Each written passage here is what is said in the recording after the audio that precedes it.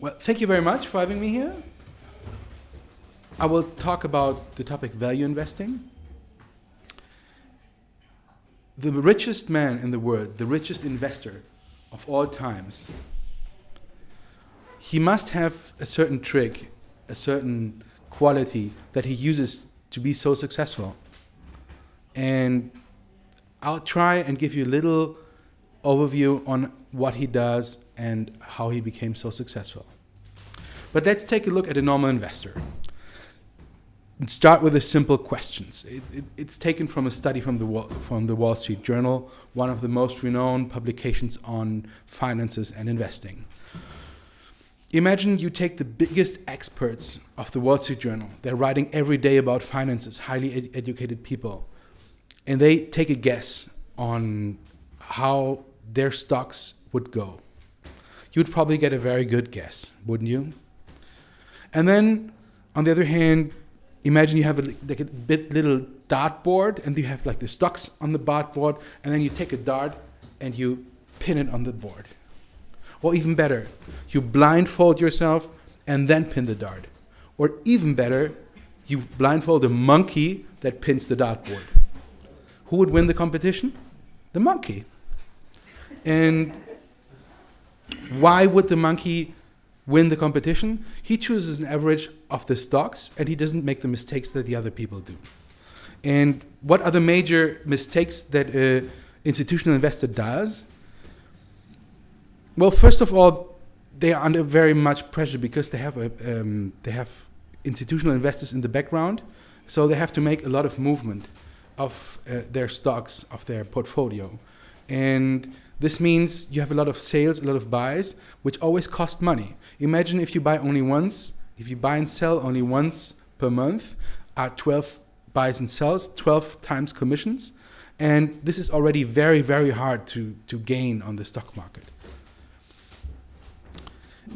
The other thing, which is actually the major problem with investing, is that you either analyze the charts and try and see in which directions they go, or you try and pick out the growth stocks, which means the stocks that you think they will grow in the future, little companies, the new Microsoft, the new Google, the new Facebook. What's the problem with both strategies? You have to guess the future.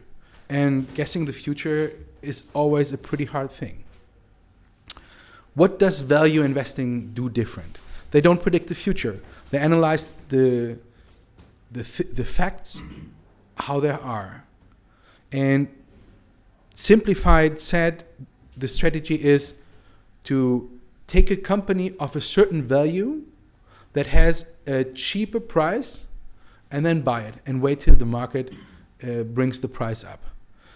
Sounds simple. I'll go a little bit in the detail. So the first thing that you have to know is the price. How do you calculate the price? That's a pretty easy thing. You take the price of the stock at the stock market and multiply it with the number of shares, the number of outstanding shares. Then you have the price of the company. The value, which is something completely different, is a lot harder to find out. There are various different strategies. The first one that was developed by Benjamin Graham, the godfather of value investing, was to compare the price with the asset value or the book value of the company. For example, I give you an example. If you have a company, in these times, Benjamin Graham was active in the 30s, for example, right after the big crash, there were a lot of opportunity like this. Just imagine you have a company, a railway company at these times, or a telegraph company, and which has a market price of 1 million. But this company has real estate of 1.5 million. So what does this mean? You can buy $1 of real estate for 66 cents. And eventually, other people realize the value of the company and the prices go up. Okay? Different strategies that are especially used today, a wide variation, is to take a high return on investment. So which money does the company invest and how much money do they make with it?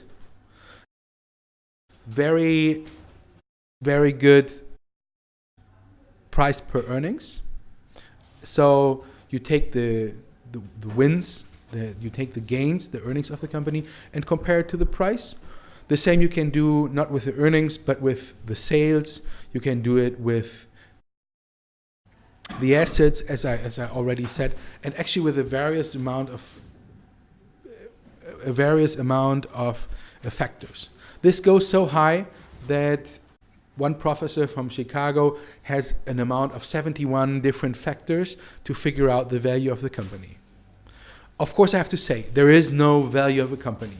It's always a formula that you use and you figure something out. It's always an estimate. But it's an estimate that you do with facts that you have today, not with facts that come from the future. Where do you find all these excellent opportunities? Actually, everywhere where the other people are not looking. I will give you an example. There's a merger, and as a price for so a company buys the other company, and as the price, they pay their own stock, plus, for example, a bond or an option or warrant. And the people focus on the stock and don't focus on the bond, which is actually money, but compared to the stock, less. So there's a big opportunity that this bond is undervalued. Okay. Another interesting thing is you look for balance sheet frauds, which have some indicators, and then you go short on the stock, which actually means when the stock goes down, you make money.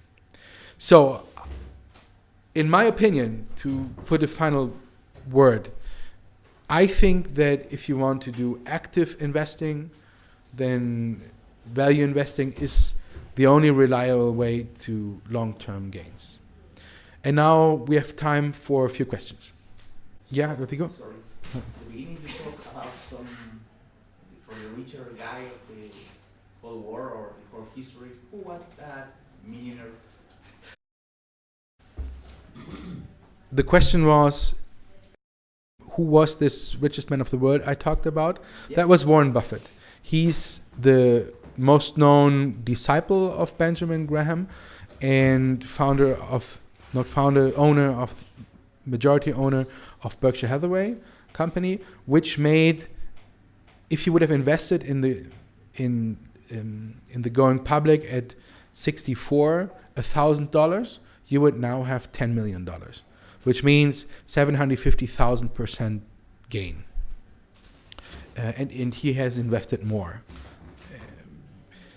Actually, he's a very interesting personality. He's, like, as I said, really rich, but he eats every morning a breakfast for $3.50, and his wife has to calculate it that it's really $3.50. And if the day before he lost money, then he only eats for $2.60. So, drives an old car and a very very interesting personality. I really recommend to research this. Warren Buffett. It sounds very interesting.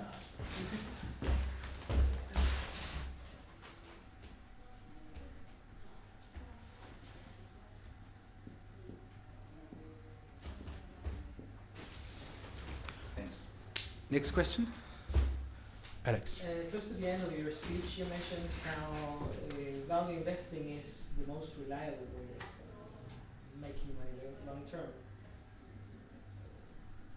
Would you say it's more reliable than, let's say, real estate or some other forms of investment? Actually, it's interesting question. The question is if value investing is more reliable than real estate, for example. The thing is, if you want to be successful in real estate, it really helps using the same principles.